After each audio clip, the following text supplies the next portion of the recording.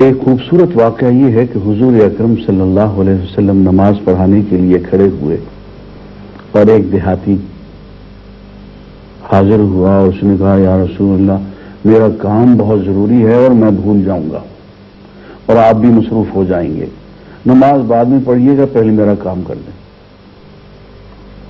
حضور اکرم صلی اللہ علیہ وسلم نے نماز چھوڑ دی، اس کے ساتھ مسجد سے باہر تشریف لے گئے، پہلے اس کا کام کیا اور پھر آ کے نماز پڑھی، بلکہ پڑھائی۔ اس سے اندازہ ہو سکتا ہے کہ دین کی اصل روح کیا ہے۔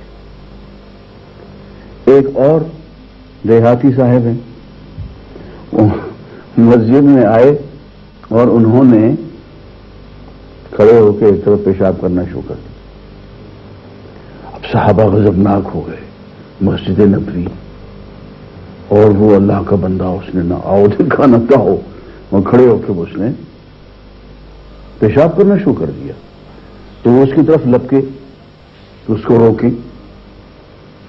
حضور اکرم صلی اللہ علیہ وسلم نے اشارے سے تمام صحابہ کو روک دیا کہ میاں پہلے اس کو تسلی سے پیشاب کر لینے دو، اس کی برہنگی کے عالم میں پیشاب کر رہا ہے، جاؤ گے ڈسٹرب کرو گے، بیمار پڑے گا، ذہنی طور پہ پریشان ہوگا۔ تسلی سے جب اس نے پیشاب کر لیا، فارغ ہو گیا، تو حضور نے اس کو بلایا اور پیار سے کہا کہ یہ مسجدیں اللہ کے گھر ہوتے ہیں، بھائی اس میں پیشاب نہیں کیا کرتے، اور آپ نے لوگوں سے کہا کہ یہاں پانی بہا دو اور مسجد کو پاک کر دو۔ تو یہ ایک مزاج ہے جو حضور اکرم صلی اللہ علیہ وسلم نے انسانیت کو اور خصوصاً اہل ایمان کو عطا فرمایا ہے۔ نجران سے وفد آیا نصارہ کا، حضور اکرم صلی اللہ علیہ وسلم نے پہلی بات تو یہ ہے کہ ان کو مسجد کے اندر ہی مقیم فرمایا۔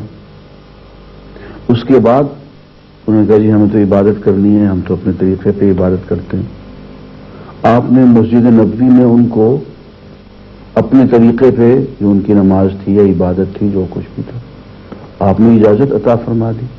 لوگوں نے اعتراض کرنا چاہا، ان کو دیکھا کہ وہ اپنے طریقے پہ اللہ کے گھر میں مسجد نبوی میں عبادت کر رہے ہیں، روکنا چاہا، حضور نے کہا کہ نہیں، یہ جس طریقے سے جو ان کا طریقہ ہے عبادت کرنا چاہتے ہیں ان کو کر لینے دو۔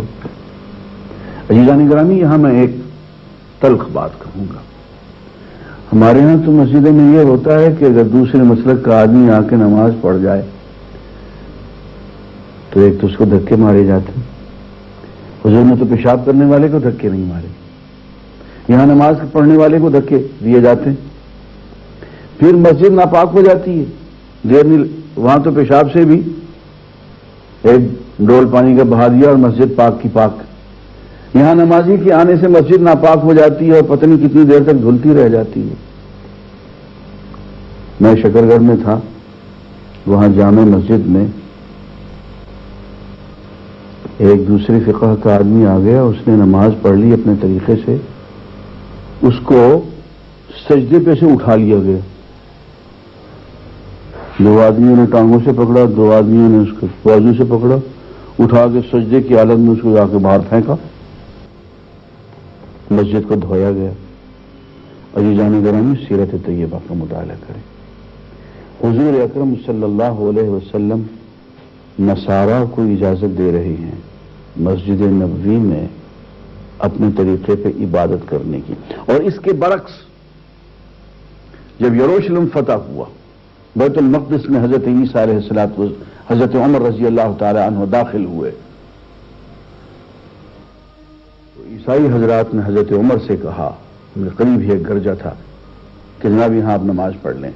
حضرت نے وہاں نماز پڑھنے سے انکار کر دیا کہ اگر میں نے نماز پڑھ لی تو اور مسلمان بھی نماز پڑھیں گے اور اس میں تمہارے گرجا کے تقدس میں فرق آئے گا۔ اس گرجے کو وہیں قائم رکھا، آپ نے خود وہاں نماز نہیں پڑھی۔ یہ ایک مروت کی کیفیت ہے، اور یہ سوچنا چاہیے کہ ہم جس کے نام لیوا ہیں وہ تو نصارہ کو اور عیسائیوں کو بھی اپنی مسجد میں جگہ دیتے ہیں، ان کے لیے خیمے گاڑتے ہیں، ان کو جا کے اپنے ہاتھ سے لقمے بنا بنا کے کھانا کھلاتے ہیں، اور ان کے طریقے بھی عبادت کرنے کی اجازت دیتے ہیں۔ اور یہاں مسجدیں اب اللہ کے گھر کم اور مسلکوں کے اور چھوٹی چھوٹی 1.5 اینٹ کی جماعتوں کے گھر زیادہ بن گئے ہیں۔ مسجد جامع ہوتی ہے، جمع کرنے والی ہوتی ہے، توڑنے والی نہیں ہوتی۔ تو برائے وصل گردن آمدی، میں برائے فصل گردن آمدی۔ تو جوڑنے کے لیے آیا ہے، تو توڑنے کے لیے نہیں آیا ہے۔ سیرت طیبہ ہمیں یہ درس دیتی ہے کہ اللہ کے گھر کو، اس کے تقدس کو اس طرح سے باقی رکھو کہ اس کو انسانیت اور اہل ایمان کو جوڑنے کا، جمع کرنے کا، جامع بننے کا ایک ذریعہ بناؤ۔ اور نرم مزاجی کی بات یہ ہے کہ ایک صحابی سعد بن ابی وقاص کے مزاج میں ذرا سی تعلی، ذرا سی سختی تھی، تو آپ نے ایک تاریخی جملہ اسے ارشاد فرمایا۔ آپ فرمایا کہ هل تنصرون وهل تنصرون وترزقون الا بضعفائكم، کہ یہ جو تمہیں مدد ملتی ہے دشمن کے خلاف اللہ کی طرف سے، اور یہ جو تمہیں رزق ملتا ہے بے حد بے حساب، پتہ ہے کیسے ملتا ہے؟ یہ ان ضعیف لوگوں کی وجہ سے ملتا ہے جنہیں تم لائبلٹی سمجھتے ہو۔ اللہ کی مدد ان کی وجہ سے آتی ہے۔ بوڑھا دادا ہے، والد ہے، نانا ہے، نانی ہے، بہت ضعیف ہیں، کونے میں پڑے کہیں بیچارے کھانس رہے ہیں، تمہارا کوئی کام نہیں کر رہے، تمہیں کچھ کما کے نہیں دے رہے، کھانا بھی کھا رہے ہیں، دوائیاں بھی لے رہے ہیں، بار بار ڈاکٹر کو بھی ہے، طبیب کو بھی بلانا پڑتا ہے، لگتا ہے کہ بہت بڑی مصیبت ہے بھائی ہمارے لیے، پتہ نہیں کب جان چھوٹے گی۔ حضور اکرم صلی اللہ علیہ وسلم نے ارشاد فرمایا، دیکھو تمہیں رزق ان کی وجہ سے ملتا ہے، تمہیں تمہارے مخالفوں کے خلاف جو مدد ملتی ہے اللہ کی طرف سے وہ ان کی وجہ سے ملتی ہے۔ اس لیے خود پاٹے خاں بننے کی کوشش نہ کرو، تواضع، نرمی، محبت، رفق، ایثار سے کام لو۔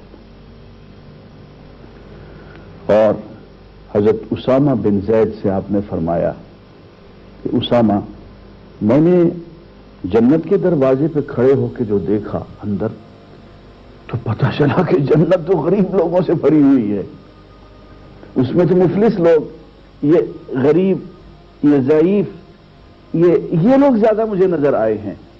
بڑا بننے والے، یہ لیڈر لوگ، یہ پاٹے خاں لوگ، یہ جاگیردار، یہ وڈیرے، یہ سرمایہ دار، فرمایا ان میں تو کوئی ہی جائے گا جنت میں، یہ تو مفلسین کا ہی لگتا ہے کہ گھر ہے۔ اور نرمی ملاحظہ فرمائیے، حضرت ابو ہریرہ رضی اللہ تعالی عنہ، صاحب ایمان صحابی، والدہ ان کی ابھی اسلام قبول نہیں کیا، سخت مزاج، ایک مرتبہ ان کی والدہ نے اپنے بیٹے کے سامنے، حضرت ابو ہریرہ کے سامنے، حضور اکرم صلی اللہ علیہ وسلم کی شان میں گستاخی کر دی۔ والدہ اس پہ ہاتھ نہیں اٹھا سکتے، اس کی بات برداشت بھی نہیں کر سکتے، تو رونے لگ گئے، اور روتے روتے حضور کی خدمت میں حاضر ہو گئے کہ یا رسول اللہ، یہ واقعہ پیش آیا، میری والدہ نے آپ کی شان میں گستاخی کی ہے، مجھ سے برداشت نہیں ہوتا ہے، بتائیے میں کیا کروں؟ تو حضور اکرم صلی اللہ علیہ وسلم نے برا نہیں مانا، بلکہ آپ نے دعا فرمائی کہ اے اللہ، ابو ہریرہ کی والدہ کو ایمان عطا فرما دے اور اس کا مسئلہ حل کر دے۔ تو اسی طرح جب یہ واپس گئے، دیکھا تو والدہ غسل فرما رہی ہیں، نئے کپڑے پہن کے آ رہی ہیں، اور بیٹے سے کہتی ہیں، بیٹے اللہ نے میرے دل میں ایمان ڈال دیا ہے، مجھے کلمہ پڑھا دو، اسلام میں داخل کر دو۔